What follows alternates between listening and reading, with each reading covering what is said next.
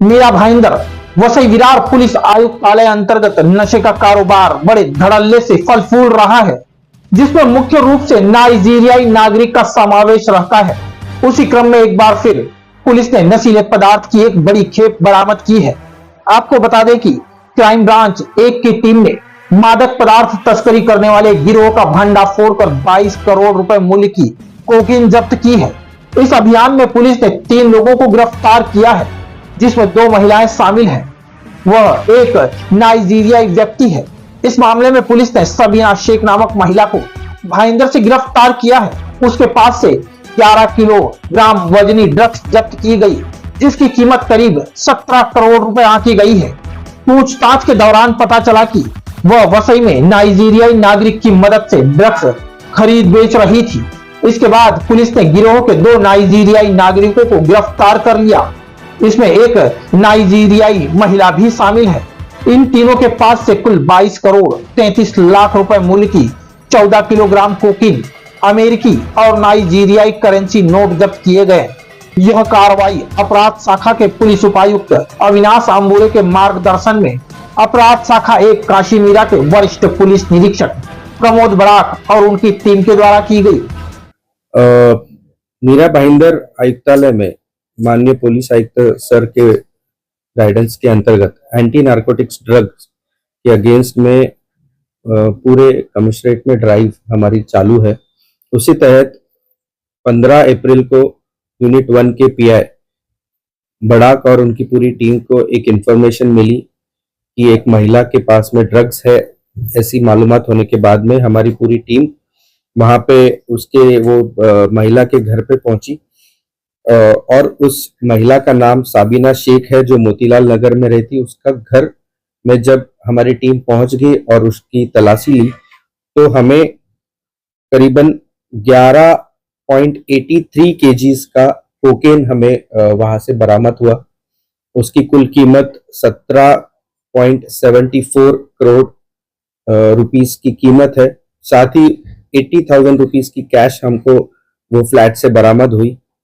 जब उससे इस बारे में पूछताछ हमने चालू की तो हमें पता चला कि उसके साथ में और एक आरोपी है।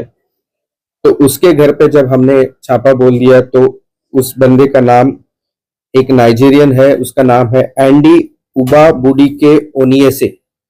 उसकी उम्र 45 इयर्स है, जो रहने वाला हटकेश मीरा रोड में रहता है। उसको हमने हिरासत में लिया और उसके घर से हमने करीबन 2.604 केजीज का कोकेन हमने बरामद किया, जिसकी कीमत करीबन 3.9 सीआर की है। और पूछताछ करने के बाद में उसकी और एक साथीदार जो कैमरून की रहने वाली है, वो lady Evershine sector Vasai Palghar में रहती है। वहां पे हमारी टीम ने जाके पूछताछ की और हमने उसको हिरासत में लिया और उसके घर से हमने करीबन 433 ग्राम्स ऑफ कोकेन हमने वहां से बरामद किया। साथ ही नाइजीरियन करेंसी और यूएस डॉलर्स भी हमने वहां से बरामद किए। कुल मिला के 3 आरोपियों को हमने गिरफ्तार किया है।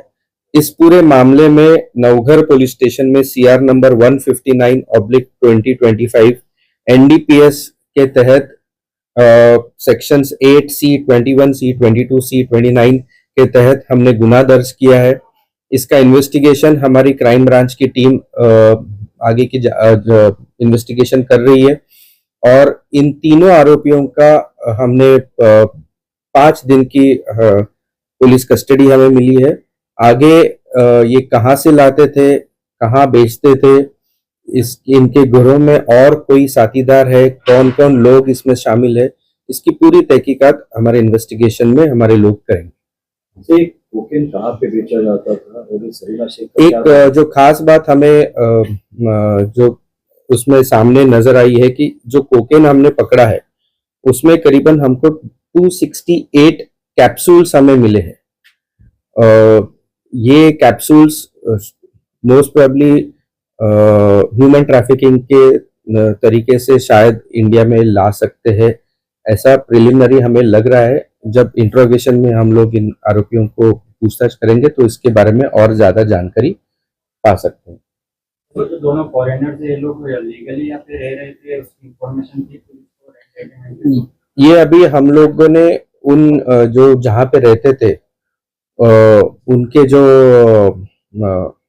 लैंड ओनर्स है, जो फ्लैट ओनर्स है, उनके तहत भी हम लोग बीएनएस के तहत हम लोग कार्रवाई करने वाले हैं।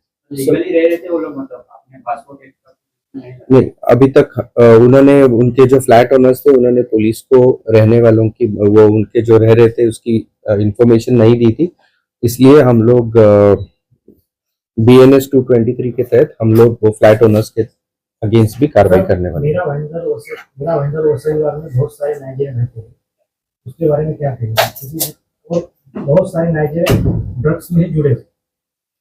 देखिए, कंटिन्यूसली हमारी ड्रग्स के खिलाफ में हमारी कार्रवाई जारी है।